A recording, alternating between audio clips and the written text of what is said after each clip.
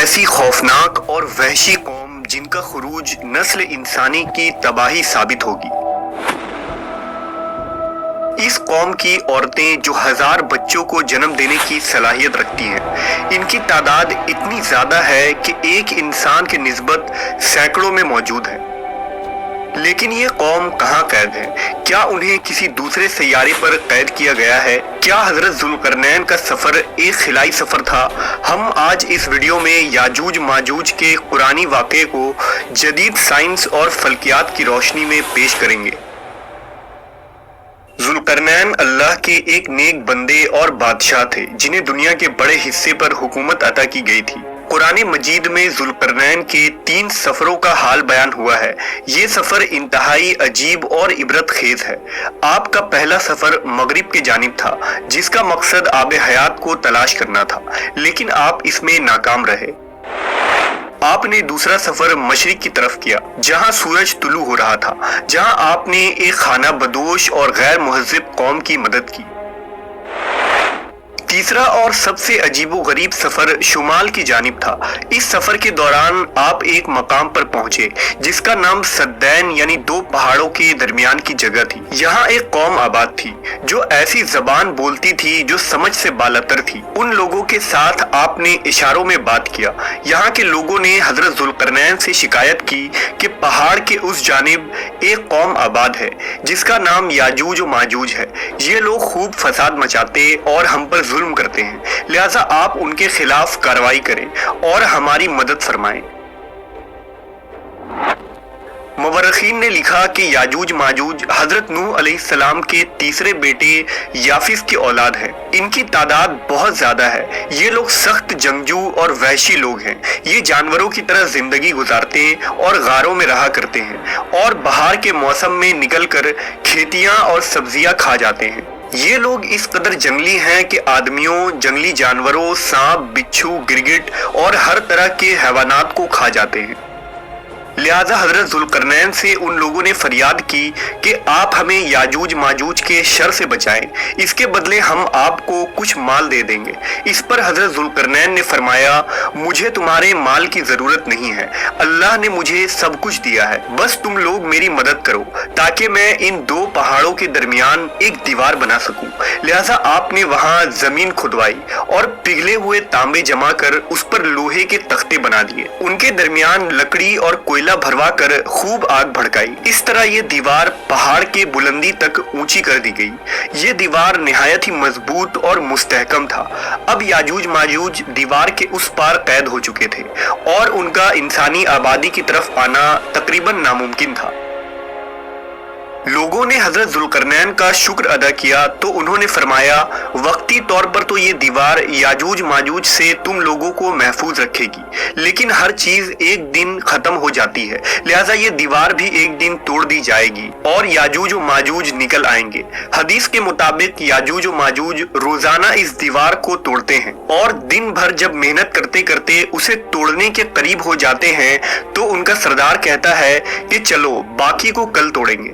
دوسرے دن جب وہ اسے توڑنے آتے ہیں تو اللہ کی قدرت سے یہ دیوار پھر سے مضبوط ہو جاتی ہے اور اپنی اصلی حالت میں لوٹ آتی ہے۔ لیکن جب اس دیوار کے ٹوٹنے کا وقت آ جائے گا تو ان میں سے ایک کہنے والا کہے گا، چلو اب اس دیوار کو انشاءاللہ کل توڑیں گے۔ ان لوگوں کے انشاءاللہ کہنے کی برکت سے دوسرے دن دیوار ٹوٹ جائے گی۔ یہ وقت قیامت کے قریب کا ہوگا۔ دیوار ٹوٹنے کے بعد یاجوج ماجوج نکل پڑیں گے اور زمین میں ہر طرف فتنہ و فساد مچائیں گے، چشموں اور تالابوں کا پانی پی جائیں گے، جانوروں اور درختوں کو کھا لیں گے اور زمین کے ہر بلندی اور وادیوں میں دوڑتے پھریں گے۔ یاجوج ماجوج کون ہیں اور وہ دیوار آج کہاں موجود ہے، اس کے متعلق ہر زمانے میں علماء و محققین کے الگ الگ رائے اور تعویلات موجود ہیں اور اس میں اختلاف کثیر ہے۔ پہلا نظریہ یہ ہے کہ تاتار اور منگول یاجوج و ماجوج تھے جو 11ویں صدی میں اسلامی ممالک پر حملہ آور ہوئے اور خوب تباہی مچائی۔ दूसरी राय ये है कि यूरोपीय और अमरीकी अक़वाम ही याजूज और माजूज हैं, क्योंकि ईसाई लिटरेचर में भी उन्हें गोग एंड मैगोग की नस्ल से जोड़ा गया है, जिन्होंने 18वीं सदी में दुनिया के मुख्तलिफ हिस्सों पर कब्जा किया और खूब लूट मार की। तीसरा नजरिया ये है कि तुर्क कौम ही याजूज माजूज की औलाद हैं, जिन्होंने अहद वस्ता में पूरे वस्त एशिया पर अपनी हुकूमतें कायम की। लेकिन अब सवाल ये उठता है कि वो अजीम और बुलंद दीवार कहाँ है जो हजरत जुल्करनैन ने याजूज माजूज से हिफाजत के लिए बनाई थी। लिहाजा मुख्तलिफ ममालिक में पाए जाने वाले तारीखी दीवारों और दर्रों को याजूज माजूज के उस दीवार से जोड़ा जाता रहा है, जिनमें दीवार चीन, दीवार कफकाज, जर्मनी का दीवार बर्लिन और रूस का दर्रा दारियाल शामिल है। लेकिन ये तमाम दीवार इतने मजबूत नहीं है कि उन्हें तोड़ा ना जा सके, और ना ही ये लोहे और तांबे पिलाए दीवार हैं। लिहाजा ये तमाम तावीलात भी फासिद करार पाते हैं और ये दीवार जुल्करनैन के साख्त बनावट पर इतलाक नहीं की जा सकती। जदीद उलमा व मुहक्किकीन ने याजूज माजूज के मुतालिक एक साइंसी नजरिया पेश किया है जो काबिले गौर है। इस नजरिए के मुताबिक हजरत जुल्करनैन इंसान नहीं बल्कि एक फरिश्ते थे। जैसा कि रिवायतों में आता है कि एक दफा हजरत अली ने एक शख्स को ये कहते हुए सुना कि ओ जुल्करनैन, जिस पर आपने उसे गुस्से में फरमाया, पैगंबरों के नाम पर अपने नाम रखना तुम लोगों के लिए काफी नहीं, जो अब एक दूसरे को फरिश्तों के नामों से पुकार रहे हो। इस रिवायत से ये साफ होता है कि हजरत जुल्करनैन अलेक्जेंडर द ग्रेट या साइरस नहीं, जैसा कि कुछ लोग उसे इन दुनियावी बादशाहों से जोड़ते हैं, बल्कि वो एक फरिश्ते थे जो एक मखसूस काम के लिए मुकर्रर किए गए थे। सूरह कहफ की आयतों में लिखा है कि बेशक हमने उसे यानी जुल्करनैन को जमीन पर हुक्मरानी दी थी और हमने उसे हर चीज समझने के लिए एक रास्ता दिया, तो वो एक रास्ते पर रवाना हुआ। इन आयात में लफ्ज सबबा को मुहक्किकीन ने आसमान पर जाने का रास्ता करार दिया है, जिस रास्ते पर चलकर जुल्करनैन आसमानों पर गए थे।